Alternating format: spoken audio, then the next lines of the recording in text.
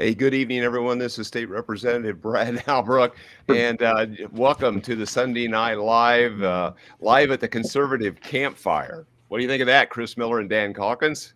I think it's like great. it. It's great to be here this evening with you, rascals. I'll tell you that. This is going to be fairly entertaining. Well, we hope so. Dan, any thoughts? You got plugged in there, Dan. It looks like you were operational tonight. It was a struggle. I'm not sure how it worked, but it worked. We're here under the good graces of Google, I guess. That's I had to say. The big tech overloads has extended some grace to you tonight, and they've allowed you to be on. It looks like. Well, I'm happy to be here, and thanks for putting this together, Brad. And thanks for waiting for me. Yeah, well, this technology stuff is always kind of it's just, I don't know what to think. But anyhow, so guys, I had done some Sunday night stuff way back and had kind of got out of the habit of it, I don't know, year and a half ago. And so I thought, I'm going to try to kick this back off on Sunday night. Guys, we got a lot of stuff going on this week. And so I just thought we'd give folks kind of a glimpse through the window and what we've got to look forward to this week. And I know I've got a town hall that is in the new 107 tomorrow night in Shelbyville at the Lake Shelbyville Visitor Center at 6 o'clock. You can go to the rephalbrook.com, look at the events there. And then I know we're doing a group event on Tuesday. Chris, that's in your new district there at Arthur. You want to talk about that? I'll tell you what, I feel extremely blessed to have Yoder's Country Kitchen right there. It's real handy to do things at. Tomorrow or Tuesday evening, we're going to be having a town hall there. A lot of the gun owners are really fired up about the gun grabbers, and they requested that we would do an in-person town hall, and so with the help of some locals as well as our capable staff, we kind of threw this together on the spur of the moment. But it's going to be at Yoder's Country Kitchen there in Arthur, Illinois, and doors are going to open up at 6, and we're going to try to kick it off at 7 right on time. And they'll, if you come early, they always have great fried chicken and gravy there every night of the week. Plus, as a little bonus from us to just show how much we care and how glad that we are that you came, we're going to have some pie and coffee that's available to kind of seal in the cracks after you get done eating supper. That's great. And I want to remind everybody, Chris, that the best pie that they could get, if they really wanted a good piece of pie, would be that coconut cream pie. Everybody should get their hands on the coconut cream pie. That's my favorite, Dan. I tell you what, we're trying to have some of that left over so I can take home a doggy bag. It's not going to be. Now, we had Yoder's catered last night at the Pheasants Forever banquet here in Mount Zion. So I had the pleasure of their fried chicken and noodles, and the biscuits with the apple butter. It went well. That's what country's all about. That's what Yoder's is all about, and we're just just pleased to have them host us again. They've been great friends. Yeah, where we come from is cornbread and chicken. Somebody wrote a song about that. Well, guys, we've just made this kind of a casual affair tonight, and we're just going to kind of have a little discussion here, and I'm just going to make the invitation. We've got it scrolling along the bottom. We covet your comments and questions. Let us know where you're tuning in from tonight. We'd like to know kind of what our reach is here. And so, hey, guys, Tuesday night over there at Yoder's, we talk a lot about truth, logic, and common sense. Do you suppose we'll swerve into that at all over there? Truth, logic, and common sense. Will we have any of that Tuesday night? Well, I guess it depends. If you get there on time, I'm sure you'll get an opening prayer that'll probably swerve right into that. Our chairman is quite famous for leading us in prayer, and it's always inspirational. It's a great way to kick off an evening event, and we'll have an opportunity to do that Tuesday night. Right. So we're looking good. We got some friends that are kicking in here. We got Robert and Terry and Brian, Wayne, Teresa here from Decatur. Chuck, hi, Chuck. Muhammad, Chris, that's your new district. Yep. Hi, Chuck. Glad you joined us. That's good. There's a couple of events coming into Muhammad, and I know, Chris, I don't know if I gave you the invitations. They've got the Excellence in Business Awards on February 27th up there at the Muhammad Chamber is doing, and then the Muhammad Area Youth Council is also having their fundraiser up there in March.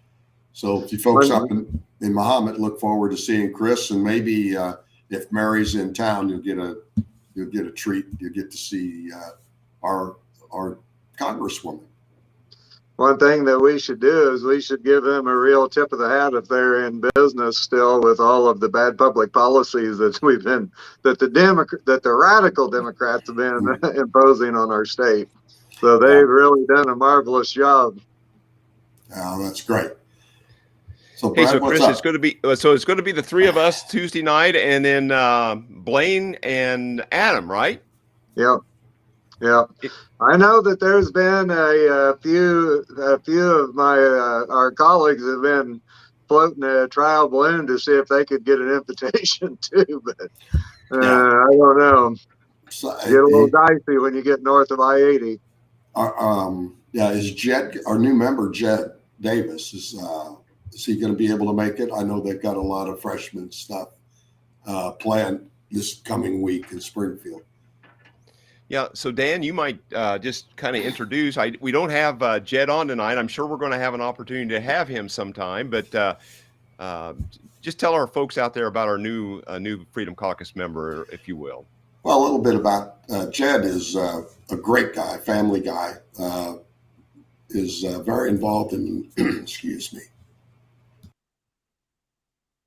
very involved in his church and his school. Ran on faith and freedom. He's going to be a really, really good member of the House. He represents his district well, and he elected to be the newest member of our Freedom Caucus. So last week we kind of put our arms around him, and he's already been a valuable contributor. He's posted some stuff on our intercommunications page. So we're looking good. Excellent.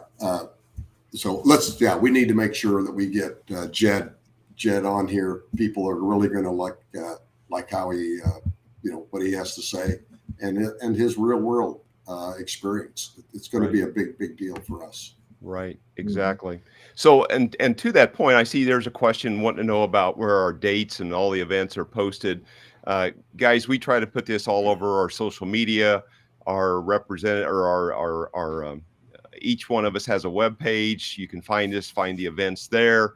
I know my e-newsletters that go out Friday and again Monday, Tuesday. We've got all those dates listed there. So that's going to be the best place to post them, or to see them posted would be there. I don't know if you guys have any other sources of information, what you guys got going on.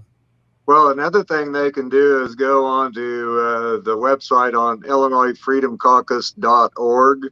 That's IllinoisFreedomCaucus.org, and they should be posted on there also. And like you said, our Facebook pages and different things like that are the best way. Plus, it would be a real opportunity too, because all of us, or Dan and Brad and I, we have a weekly newsletter that goes out typically every Friday or Monday, depending on how quick we get it turned out. But then also the Illinois Freedom Caucus has a weekly newsletter also. And if you would send in your email addresses, we could add you to that. And that's another excellent way to stay informed and know what's going to be coming down the pike in the near future.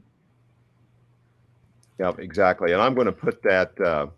Stroll that. Yeah. I'm going to try to put that on here, see if that'll work, so people can find it. So it's just IllinoisFreedomCaucus.org, and there should be a place there to sign up, and then the events are listed right there. Now, my Monday nights won't be there, but if you go to rephalbrook.com, you can find my Monday night ones that I'm going to do the next 4 nights. I don't think my Monday night events are listed there. I need to check on that a little bit and see. Yeah. So You can also go on there if they're really feeling the spirit of Christmas and hit the donate button. there you go. Yeah, will Yeah. that put them on the mailing list, Chris, to let us know, let them I know what's say going on? that would get them up right up front and center. Yeah, it'll help us with some of our AV costs for putting these Right. town halls on. Well, and to that point, Dan, I think I need to hire an AV person because if I was, I'm just kind of talented enough to get us live here once in a while. I can get us live, but I need a graphics person to help me get those graphics up on the screen. But Oh, that when I looks try to good. do that, they're always in the wrong format. That's Huh. we got to. It's always a formatting problem, guys. I don't know what the deal is, but That looks good to me. yeah. Looks Well, good. yeah, what I'd Yeah, like to do is to be able to bring in these graphics that we've created that Oh, we post on, about the events that we post on our social media, on our website. And I should be able to bring, I've learned how to bring video on. I can do that. Okay. But I need to be able to figure out how to bring those graphics on. And it's just a format thing. They're just always in the different format than this program will allow. So anyhow, to that point, hey guys, there's another big event week from Thursday. Mhm. On the 16th. When do you want Yeah. to kind of kick that one off and talk about that one? yeah, Chris. Well, on the 16th, we're having another live town hall down at the Hilton Garden Inn, the brand new hotel that just opened up. That's just west of the airport and east of the interchange there on 16. Jeremy Yost opened that up here a few weeks ago. They had the grand opening. It's brand spanking new. They have a beautiful, beautiful conference center there, and I'm sure that there'll be food and drinks and all that that will be available. And so it's going to be a great time. We're going to talk about a lot of issues that you are very interested in. Probably the main topic is still going to be the gun grab, but hopefully, we may be swerving into some other topics. I know there'll be Oh, there'll be. probably an opportunity for questions and answers, and so take advantage of the opportunity that we're giving you to stay informed and know what's going on, because this will be the center of truth, logic, and common sense, like Brother Holbrook mentioned there a little bit ago. Yeah, exactly. So, hey, we got a commenter, Joe from Clinton. We all know Joe from Clinton. He says, happy birthday to President Ronald Reagan. Tomorrow will be his birthday, born in 1911. And so tomorrow is Ronald Reagan's birthday. And I know we're going to celebrate President's Day this month with Washington and Lincoln. So that's it's a big month in Illinois, right? So Good. all these great leaders. Good to hear from you, Joe. It's good. Let's talk about a couple things here going on in Springfield. I don't know that we've talked enough about the rules. That's the only thing so for people listening in, we were scheduled for 3 days to be in Springfield 3 days last week, Tuesday, Wednesday, and Thursday. The Democrats had nothing going on for Tuesday. And I think we were there 20 minutes, gavelled in, had a couple of pleasantries, and did the prayer and the pledge, and gavelled out and went to caucus. And Democrats spent some time in a caucus trying to figure out what they were going to do. And we came back Wednesday, and same kind of thing, except that we actually did get the rules, the resolution for the House rules. And you may not know this, but the House rules are, I don't know, 12, 15 pages. I mean, it's not just a simple 4 or 5 things that we talked about. I mean, it is a very concise roadmap for how we're supposed to be doing business. And one of the most contentious things, and this is in our lawsuit, it's in Tom DeVore's lawsuit, is how these bills actually get to the House floor or the Senate floor. And supposed to get 3 readings on 3 separate days to give you and us an opportunity to respond to these bills. And then, we get to vote on it. And, the Democrats have abused that by gutting and replacing a bill that's already been passed and sending it back for concurrence, which is kind of inside the baseball, where they don't have to go to a committee. The bill just shows up on the House floor and you vote yes or no. But there's no opportunity for any of our constituents to get involved. There's no opportunity for us, other than maybe an hour's notice, to get informed. And this is a terrible way to run a government. And I don't know that we found a judge yet that's willing to take on this issue, because it's terrible. And it works. The way it's designed to work works. And if you want to know how or why, talk to anybody in the pawnbroker business. Last session, the Democrats introduced a bill that would essentially put pawnbrokers out. The pawnbrokers came to Springfield, spent 4 or 5 days walking around, talking to legislators, making their case. The bill then went to a Senate committee. The pawnbrokers had an opportunity to go to that Senate committee and testify against that bill. And guess what? That bill never made it on the Senate floor, because the people that it were going to affect had an opportunity to get their voices heard in Springfield and talk to their legislators in the House and the Senate. And that's why this process is so damaging. Mm-hmm. And I don't know how we're going to stop it. I guess it's going to take a judge or somebody to tell these people that what they're doing is wrong. It thwarts the way we're supposed to be doing business. So I don't know. But that was one of the big fights that we had on the House floor. I think Adam Niemer, our colleague, did a very good job speaking to that issue. They don't care. It's the tyranny of the majority. They don't care. They'll run roughshod over anybody, anything, any way that they can to get what they want, without any regard to the rights of the minority. We'll have to figure it out, because that's going to have to be the next crusade. Right. Well, I know I ran a survey question about the 72-hour rule to kind of make sure that we don't have any more of this 1 hour waive the posting requirements and all that jazz. And it was overwhelmingly the people, they want that openness and transparency. And Roger, thanks, Roger. That's exactly right. It's Section 8 of the Illinois Constitution that talks about a bill should be read. There it is. Thank you, Brad. This is, I don't know. We've got to find a way to stop this. Say, Mike. Okay. Yep. Anyway, Excellent. that's my soapbox for now. I know we're deep into the gun bill, but there's just so many things going on in Springfield that people need to know about.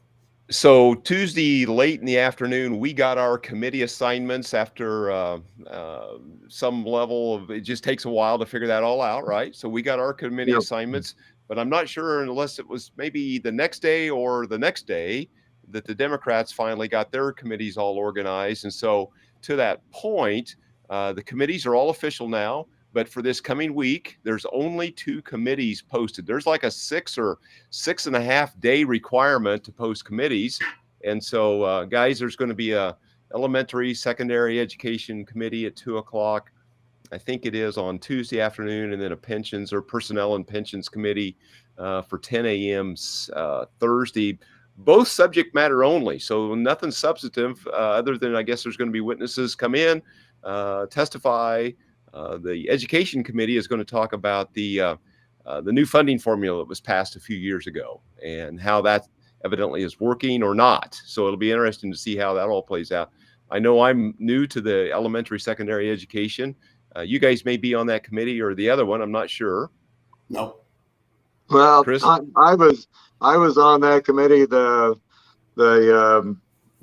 in my first term, and I requested not to be on it after that, because one thing that I found out is we never talked about. I was on the Education and Curriculum Committee. We never talked about education, and we never talked about curriculum on, on the education and curriculum. And so I thought, what's the point of being on here if we aren't going to talk about education and curriculum? I mean, it was everything from putting tampons in the boys' bathroom to who knows what. I mean, it was just insane because it was all about social engineering. It wasn't about teaching kids to read and write and do math. You know, that in that committee, they're passing things to teach them very important life skills like having anal sex and stuff like that is what they seem like they're focused on. I mean, it's just unbelievable to me. Our kids can't read, write, and do math, and they're focused on all the wrong things. And so I don't know, we're just going to have to scream and shout and jump up and down and wave our arms, I guess, to get their attention. Exactly. The parents are going to have to. You know, there seems to be a pattern, Chris. I know you've talked about it, Dan. You probably talked about it as you're out. You know, they run these bills by, right, protecting Illinois communities or whatever, and these bill titles do, or what the content of the bills are the exact opposite of the title, right? So now we're hearing that there's committees that never see really what the purview or what the title of the committee is, or it's maybe a stretch at best to put that in there. Well, I do have a bill that will probably instantly go to rules. It's called the Truth and Title Bill, where your title has to reflect what the bill is about. You know, which they just seem to have a real way. Here's the thing that I don't understand is they must know that it's a bad bill to even lie about the title of the bill and what it does. And so, and I don't understand why they think that they have to shroud everything either in political double talk or just out and out lie about what the content of the bill is. Well, I mean, Chris, even the Democrats aren't going to vote for a bill that says screw the consumer. Right. We got a green energy bill, and it says, you know, let's screw the consumer. Yeah. I'm glad you brought that up. Well, let me drop this question back out. I know there was a question here earlier or a commenter. Let me bring this in the screen. This is talking about, and I think this made the news. Is this in one of you guys' district about this grocery store with these huge electric bills? Is it 10,000? Yeah, it's 10,000, but I'm not sure whose district that's in. Yeah, I know that's in local media, but I don't know where that's at either. So I know that. Roger might know. Roger, where is it? Kincaid. Okay. Kincaid. Okay. It's in Kincaid. Yeah. So here's a small town who will now become a food desert. Right. And our friends from the city run legislation to eliminate food deserts, but this Aegis stuff that passed is going to create it because it's putting these small grocery stores in a bad way and forcing them out of business. Wow. I know that. IGA. Wow, that's even worse. Okay. I thought that maybe that we should have a moment of silence for all Ameren customers. Oh, man. It's terrible. I mean, I can't tell you how many text messages and phone calls that I've got, and different even when I've stopped by. I had some T-shirts made the other day, and she said that her bill has tripled. It's gone from approximately $200 a month to $700 to $800 in that range. And by the way, she would love to be on one of our town halls to talk about that. Well, we should. Have her come to Yoder's. Yeah. Well, and another thing too. Well, when we get time where we're talking about the energy stuff specifically, but I had JB's Steakhouse down in Robinson. He said that his electric bill went from $1,000 to $2,000. I mean, to make up that increment, you got to sell a lot of steaks to generate that kind of money just to pay your electric bill, and it just goes on and on. A disabled veteran from Clark County, his bill went from $200 a month to $650 a month. He's on a fixed income and he's disabled, and he said, I can pay my bill this month, but I can't pay it next month. And and it's just I get sad stories like that almost every day that somebody sends to me, and it's just It is so infuriating to me because this is all self-inflicted because JB wants to pretend like JB Pritzker is a phony environmentalist that flies around in his jet all over the world. And if he really believed in this stuff, he wouldn't be doing that. Correct. He'd be walking and plus that'd probably help him with his Jenny Craig stuff too. Oh, no. Wow. So, hey guys, we talked about these committee hearings. Are we done yet? Well, the big tech overloads, as far as I know, are letting us continue to roll on here. So let's hope for the best. I guess I want to go back. The people this would be entertaining. So. Well, we want it to be entertaining. We want it to be casual, and we're kind of trying to test those waters here, maybe, Dan, a little bit. So there was a question. Casual. Okay, I'll straighten up. No. So I'm trying to find this comment or a question. Talked about attending the meetings in Springfield, the hearings, whatever the case might be. I'm trying to find where those are. I'm not finding that question now. But anyhow, Dan, what do they got to do to find a schedule? What do you tell folks when they say, hey, oh, here we go. I think this is the question. Yeah. So are the dates and locations? Oh, that's for our town halls. So that was earlier. No, there was another question. And the answer is to go on ilga.gov. You go over to the right-hand side to the House, and then you can go down to committees.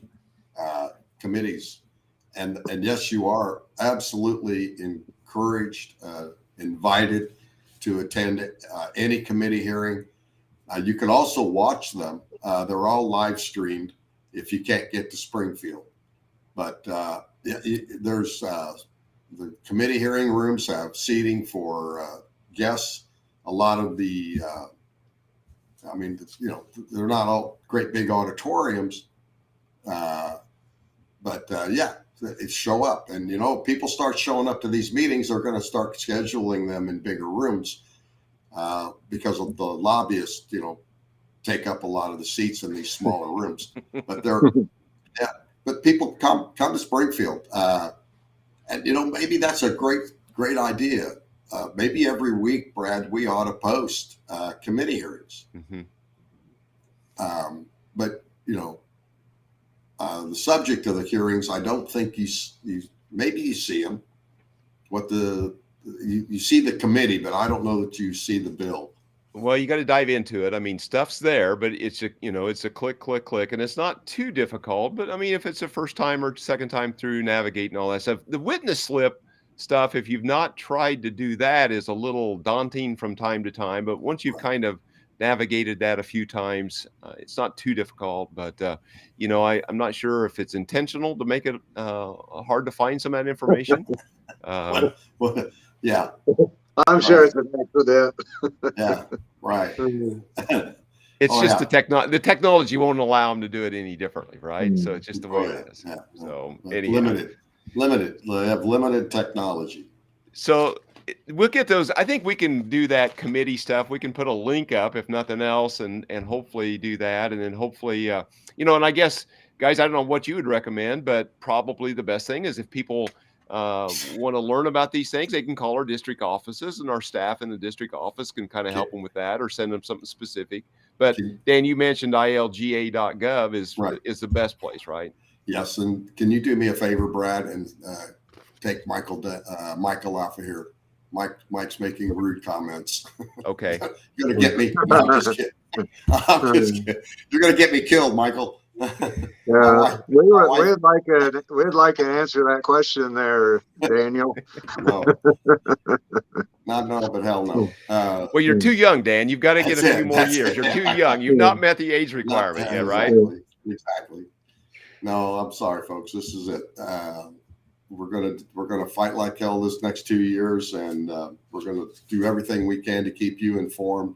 Yep. And we're gonna be there for you, and hopefully, as this goes along, we can change some hearts and minds. The people in Springfield, there's a whole lot of new members in Springfield. They're gonna get a big awakening when these bills start coming to committees, and they get the little piece of paper that tells them how to vote and what to vote on, and sit down and shut up, First time they get out of line, they're going to be, called into the speaker's office, and they don't know. I mean, we didn't know when we first showed up, Chris. Brad, you don't remember. You probably had to tie your horse up out front. I thought I was in high school again. I was in the principal's office all the time. Well, they set me right up in the front row almost, right by the door, so that, Leader Durkin could summons me on a moment's notice. They had exactly. Nick Bellini standing by my side. All right. Well, guys, we've been about 31 minutes into this thing, and Dan, anything you want to leave our people with? And we're going to close out here momentarily. I guess we also want to remind everybody and that we will not have our Tuesday night live stream, right? Because we're going to have a live town hall. So just want to make sure we get that out there. Dan? Thanks, Tammy. Let's just do a quick touch on the gun bill. That the lawsuit that was filed here in Macon County, I got named because I kind of was the ramrod of it, but not any more important than any of the rest of you. And Chris, thank you for standing beside me at the hearing. It was my pleasure. We're going to Jerry Stocks is our attorney. He's going to submit his request for what he wants the decision to look like. Governor Pritzker's lawyer will submit his request tomorrow, and Judge Forbes said he will make a decision in short order. We believe that'll be Wednesday. So we hope to hear from Judge Rodney Forbes on Wednesday what he has decided. As everybody knows, and we try to be very transparent, we've asked, and we will ask again, for this lawsuit to be declared unconstitutional for everyone in Illinois. I don't know if Judge Forbes is willing to go that far or not, but that's what our ask is. We'll know Wednesday what his decision is. So people stay tuned. As soon as we get get any decision, it'll obviously be everywhere in the media, all social media. We'll probably hold a little press conference as well. But I want to thank everybody. I think there are, close to 1,600 people who have volunteered to help us. And a lot of you have donated to the cause, and I appreciate that. But I mean, this is a big undertaking.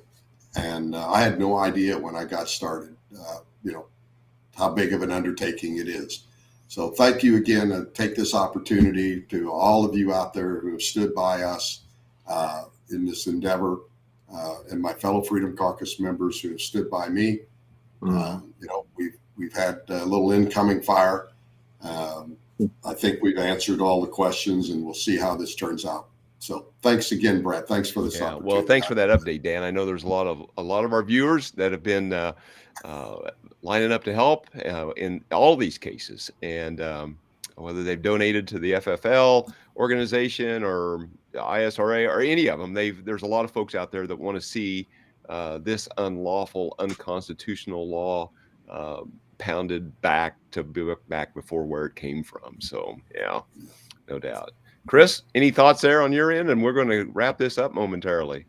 Well, I guess one of the things that's really near and dear to my heart is this J.B. Pritzker being a phony environmentalist, while he jets around on his private jet and this whole thing has been brought to us because he wants to try to run for president. I mean, what a joke that is. But before Pritzker was around, took over, and the radical Democrats, we never saw the outrageous kinds of electric bills that what we're experiencing now. And without the return to domestic energy production, coal, oil, natural gas, the whole gambit, we're going to continue to see prices completely out of control. MISO was selling energy for $5 a kilowatt hour, and then June the 1st it went to $236. And I've been surprised that it's taken this long to kind of filter down where we're at now. But this is a problem. I've got a constituent, young married couple, their bill was over $900 this month. And just to put it in perspective, that bill, their electric bill, was more than their mortgage, their insurance, and their real estate payment combined. And it's catastrophic to the working middle class, the working poor, the very wealthy, like JB being a billionaire. He doesn't care. The very poor, it doesn't affect them because they're getting everything for free anyway. But the thing that bothers me the most is this whole narrative has been built on a lie. If you don't remember anything else I say, remember this: we are not having a climate crisis, but what we are having is a crisis of common sense. And so that's all I got to say about that for right now, but I'm sure that we'll have more to say as time goes on. Yeah. But thanks for tuning in. Appreciate it. Yeah. Thank you, guys. Dan, go ahead. One quick request now that we have Chris's kind of his attention. I would like to ask that our Congresswoman Mary Miller introduce legislation or work on this. They're working on a new budget with the spending cap and whatnot, the debt ceiling. It's time to end the subsidies for wind and solar. They've been around. That would help a lot. Yes, let them stand on their own 2 feet. Let them compete just like any other business for our business. And that's what I never thought about this. That's what the Chinese balloon was doing. They were saying how many Chinese wind farms and how many Chinese solar panels were around. They were collecting data. Right. Well, Dan, and to your point, I mean, how many government subsidies did it take to make these phones the hottest thing in 10 years? How many government subsidies did it take to take those to the top of the market? And really, I mean, smartphones have been out 10 years, 12 years, 13 years. Yeah. And people figured it out, right? If they want this stuff, they're going to buy it and they're going to use it. The market's going to solve this problem. But because we have this false narrative by the radical left, their solution to force it upon us is to shut down the natural gas, the coal, the oil, and to subsidize these other things, the giant sky blenders, some will want to call them. Yeah. And eventually they will come after our nuke plants. Yeah. Eventually they will. And got a scary name. Yeah. Hey guys, we may need to cut this off. Dan has been elevated from running to governor to there's a draft committee here, it looks like, for president. So wow, this is if nominated, no. Thank you very much. I appreciate it. That's very flattering. Well, Dan, I know you got a lot of fans, and Chris, you got a lot of fans, and hopefully we continue to build that out. Guys, thanks for tuning in with us. We're gonna tune out here. We will see you either tomorrow night at Shelbyville at the Lake Shelbyville Visitor Center for my town hall with Senator McClure, or all of us will be together in Arthur Tuesday night. Chris, that was doors open at 6, and we started at 6:30 or 7. Well, we can make that announcement right now. What do you think? I thought it said 6:30. I thought the door opened at 6 and we started at 6:30. Yeah. Okay. All right. We'll get started at 6:30 or 7, but I think it's advertised. I think it's 6:30. You heard it here first. Yeah, exactly. Guys, I'm going to hit the out video, and thanks for tuning in, guys, and we'll talk to you tomorrow night or Tuesday night. Thank you. All righty.